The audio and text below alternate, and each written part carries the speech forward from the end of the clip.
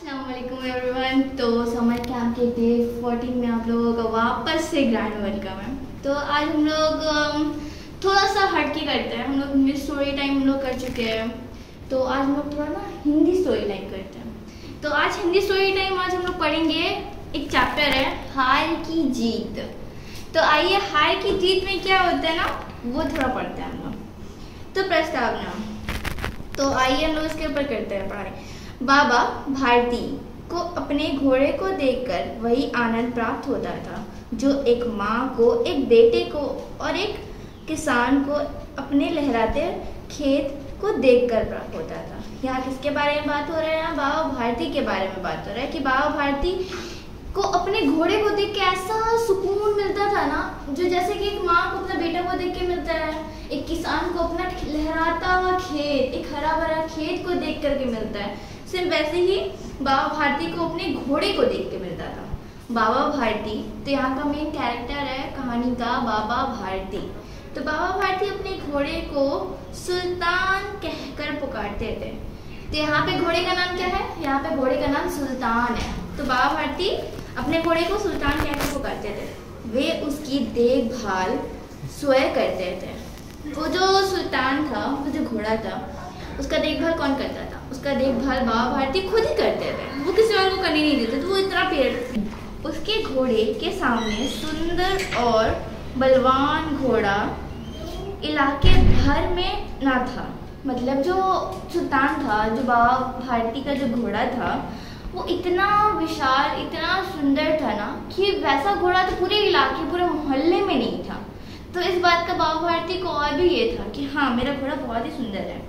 उन्होंने अपना रुपया, पैसा, जमीन आदि सब कुछ त्याग दिया। वे गांव के बाहर एक छोटे से मंदिर में रहते थे। वो हर एक को अपना छोड़ छाड़ के वो घोड़ा के सारे बाहर, गांव के बाहर एक मंदिर था, तो उस वहां जाकर वो रहने लगा अपने घोड़े के साथ में। तो रहते थे। उन्होंने अपना पूरा समय पाठ पूजा और घोड़े की सेवा में बिताते थे। वो जो अपना पूरा टाइम था वो घोड़ा का सेवा, मतलब घोड़ा का देखभाल करने में लगा देता था, या तो पाठ पूजा करने में मंदिर में वो लगा देता था। तो वे गांव के बाहर वे घोड़े की चाल पर लट्टू थे। प्रतिदिन सुल्तान पर चढ़कर 8-10 मील का चक्कर जरूर लगाते थे। वो जो घोड़ा का जो स्टेप्स था ना, वो उसके ऊपर मतलब पूरे मोहित थे, पूरे एकदम ये थे कि हाँ, मेरा घोड़ा तो भाई ये। तो इतने उसके ऊपर गर्व करते थे ना कि वो डेली क्या करते थे, उनको डेली का रूटीन बन गया था कि वो डेली 8-10 चक्कर, 8-10 मील का चक्कर वो काट लेते थे घोड़ा के साथ। उस इलाके में खंडन सिंह नाम के एक प्रसिद्ध डाकू रहता था। उसका नाम सुनकर लोग थर थर कांपते थे। खंडन सिंह ने भी घोड़े की प्रशंसा सुनी तो वह बाबा भारती के घोड़े को देखने के लिए बेचैन हो उठा और एक दिन दोपहर में बाबा भारती के पास पहुंच गया। बाबा भारती ने पूछा, खंडन सिंह क्या हाल है? कहो इधर कैसे आए हो? आ गए। तो इतना तो था, ये तो अच्छा खासा जीवन चल रहा था। अब ये खबर जो है एक खंडन सिंह नाम के डाकू के पास पहुंच जाता है, जो इतना भयानक डाकू था कि अगर लोग उसका नाम भी सुन लेते तो वो थर थर कांपने लग जाते थे। तो उसको कान में हवा चले गया कि हाँ, बाबा भारती के पास एक घोड़ा है जो बहुत ही अच्छा है, बहुत ही विशाल है, बहुत ही सुंदर है दिखने में। तो अब जो खंडन सिंह था, उसके दिल में इच्छा हुआ कि जाएंगे हम, जाकर के हम घोड़ा को देखेंगे। तो एक दिन भटकते भटकते नहीं बोल सकते, वो गया खास के बाबा भारती का घोड़ा को देखने के लिए। तो जब बाबा भारती उस खंडन सिंह को देखते तो वो पूछते, उसका हालचाल पूछते कि अरे खंडन सिंह क्या हाल है, कैसे हो तुम? यहाँ कैसे आना हुआ? मतलब वो तुम यहाँ कैसे आ गए? क्या काम पड़ा तुमको जो तुम यहाँ आए हो? आपके घोड़े पे वो जवाब देता है, आपके घोड़े सुल्तान की चाह इधर खींच लाई। बहुत प्रशंसा सुनी है उसकी, सुना है देखने में बहुत सुंदर है। खंडन सिंह ने उत्तर दिया। सेम वही बात, वो बहुत ही प्रशंसा सुनता है, वो जवाब देता है कि मैंने आपके घोड़े की बहुत तारीफें सुनी है, उसके बारे में बहुत कुछ सुना है कि वो बहुत सुंदर है, बहुत ही ज़्यादा अच्छा है। तो उसी की तारीफ ना मुझे यहाँ खींच के आपके पास ले आई। तो हुआ फिर बाबा भारती खंडन सिंह को लेकर अस्तबल में पहुंचे। अस्तबल क्या होता है? जहाँ घोड़े को रखा जाता है, जिसको हम स्टेबल बोलते हैं इंग्लिश में। तो वहां पे पहुंचे, उसको लेकर के गए। किसको लेकर गए? बाबा भारती खंडन सिंह को लेकर के गए। बाबा ने घोड़ा दिखाया तो खंडन सिंह घोड़े की को आश्चर्य से देखता रह गया। उसने अपने जीवन में ऐसा सुंदर घोड़ा देखा ही नहीं था। उसने सोचा कि ऐसा घोड़ा तो मेरे पास होना चाहिए। जाते जाते उसने बाबा भारती को कहा, बाबा जी, मैं अब घोड़ा आपके पास नहीं रहने दूंगा। यह सुनकर बाबा भारती डर गए। अब उसकी रात की नींद उड़ गई। वे रात दिन अस्तबल की रखवाली करने लगे। परंतु कई महीने बीतने के बाद जब खंडन सिंह नहीं आया तो बाबा भारती निश्चिंत हो गए। एक दिन की बात है, बाबा भारती सदन के समय घोड़े पर सवार होकर घूमने जा रहे थे। तो तभी उनके कानों में आवाज पड़ी, ओ बाबा, इस कंगले की बात सुनते जाना। यहाँ कंगले का मतलब क्या हुआ? यहाँ कंगले का मतलब हुआ है आपका भिखारी। तो वो आराम से जब खंडन सिंह जब जा रहा था उसका घोड़ा को देख करके, ये उसका घोड़ा देख के उसका घोड़ा इतना सुंदर, वो जब देख रहा था उसको देखते ही रह गया। वो इतना सुंदर था, इतना मतलब अट्रैक्टिव था। तो क्या हुआ, तो वो जाते जाते ना बाबा भारती को बोलता है कि मैं तुम्हारे पास एक घोड़ा रहने नहीं दूंगा। तो उसको एक समझो एक तरह का चेतावनी देकर चले जाता है। तो वो जो बाबा भारती थे वो बहुत ज्यादा डर जाते हैं। वो क्या करते हैं, वो अपने घोड़ा का इतना देखभाल करने लग जाते हैं कि वो रात दिन अस्तबल के पास ही बैठे रहते थे। तो एक दिन वो क्या होता है, वो अपने घोड़े के साथ जैसे कि वो रोज सैर पर निकलते थे, तो वो सैर पर निकले तो क्या हुआ, एक भिखारी, एक कंगले ने उनको रोका और क्या बोलता है कि ओ बाबा, मेरी बात तो सुनते जाना। बाबा भारती ने मुड़कर देखा, एक अपाहिज वृक्ष के छाया में करा रहा था। वे उसके पास पहुंचे और बोले, क्या तुम है क्या?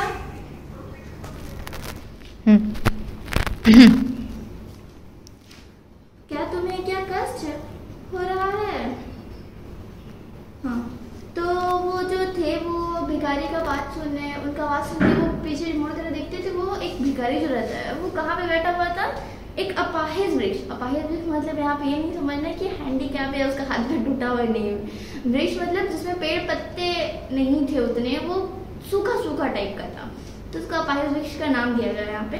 तो उसी के नीचे वो पड़ा हुआ था और करहा रहा था, मतलब दर्द से वो समझो एक तरीके में रहता नहीं, क्या बहुत जोर का लग गया, जो करहाता है वो करहा रहा था।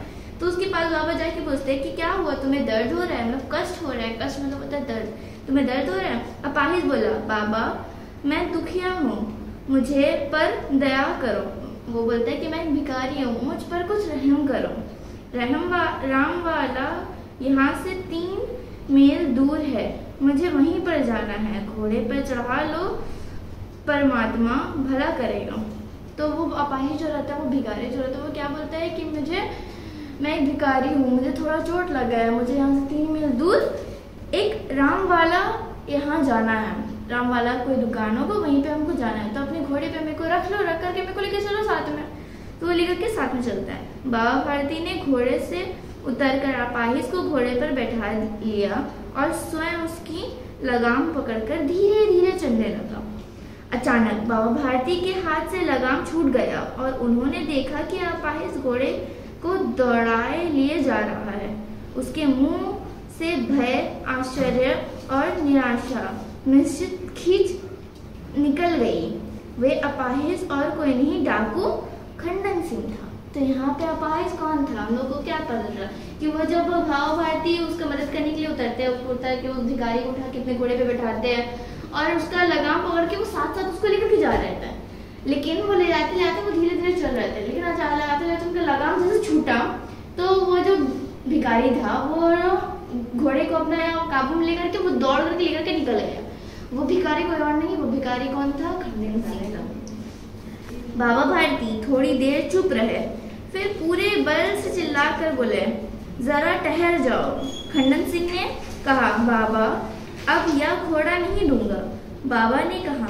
परंतु एक बात सुनते जाओ। खंडन सिंह रुक गया। बाबा भारती उसके पास जाकर बोले, यह घोड़ा तो तुम्हारा हो चुका है, मैं वापस करने की बात नहीं करूंगा। परंतु खंडन सिंह ने तुमसे एक प्रार्थना करता हूँ, उसे मना ना करना, नहीं तो मेरा दिल टूट जाएगा। खंडन सिंह बोला, बाबा जी आज्ञा कीजिए, मैं तो आपका दास हूँ, केवल घोड़ा ना दूंगा।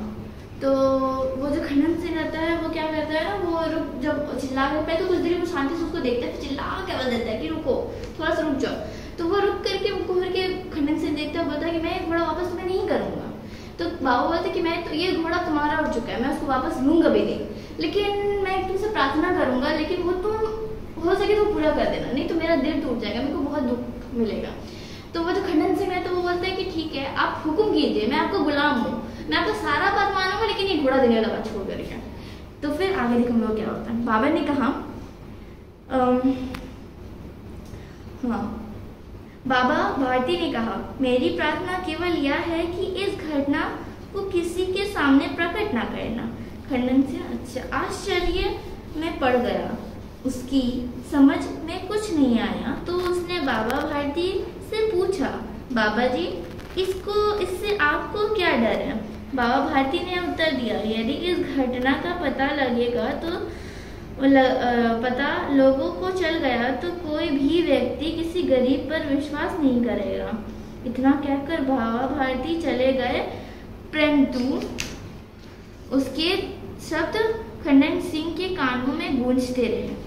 तो अब वो क्या शर्त करते, वो क्या बोलते हैं, वो बोलते हैं कि तुम एक काम करना, तुम ये जो घटना, ये जो पूरा सिचुएशन हुआ कि तुम भिखारी बन करके मुझसे मदद मांगी, फिर तुम वो छोड़ करके वो मुझसे छीन करके वो मेरा चीज लेके चले गए, तो ये घटना को किसी और के सामने पेश मत करना, नहीं तो लोगों का जो है वो विश्वास है, जो वो लोग मदद करता है वो नहीं कर पाएंगे। वो लोग सोचेंगे कि अरे हम भी तो मदद करने गए, मेरे साथ ही बुरा हो गया। तो बस इतना ही बोल करके वो जो बाबा भारती रहते हैं वो मुड़ करके वो चले जाते हैं। लेकिन वो तो चले जाते हैं कि उनकी बातें, उनकी जो वर्ड्स थे वो खंडन सिंह के कानों में गूंजने लग जाते हैं।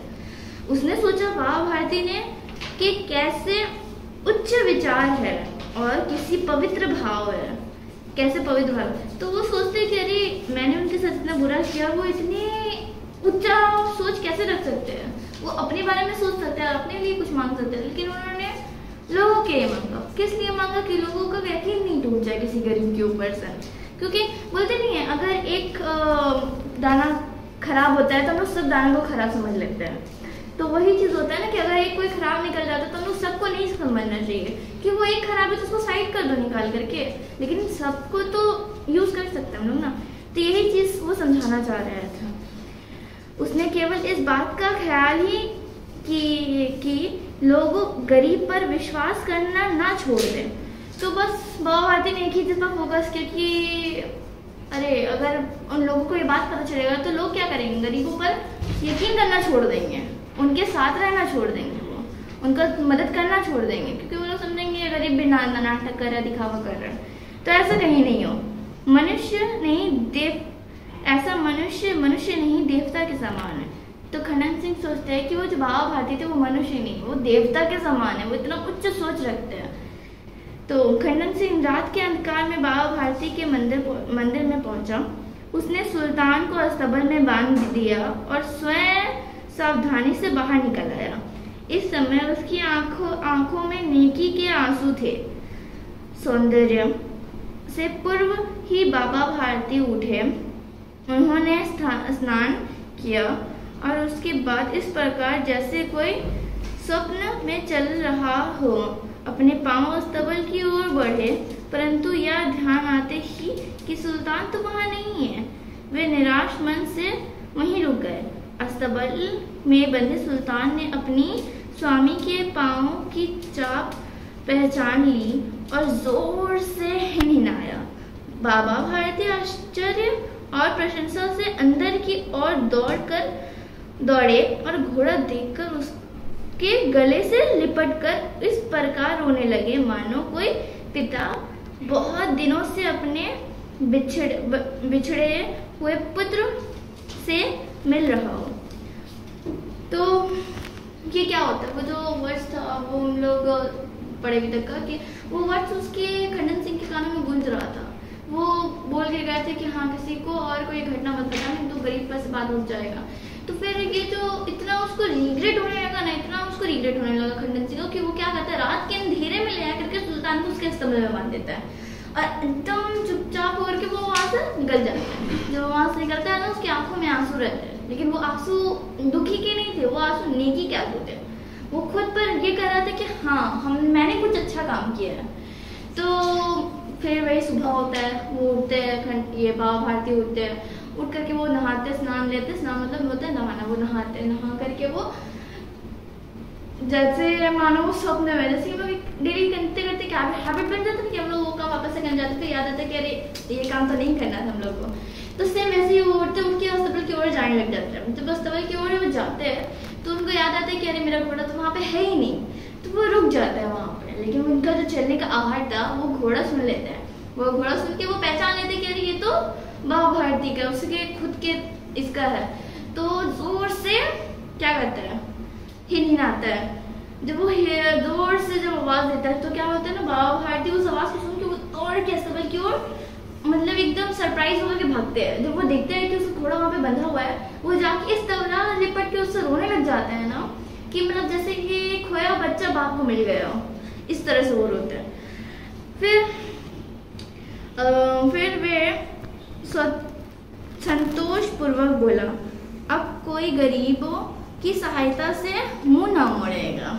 तो फिर ये पूरा सिचुएशन को देख करके बाबा भारती फिर बोलते हैं कि अब कोई गरीब के मदद करने से मुंह नहीं मोड़ेगा, वो गरीब की मदद करेगा, क्योंकि हर गरीब एक जैसा नहीं होता है।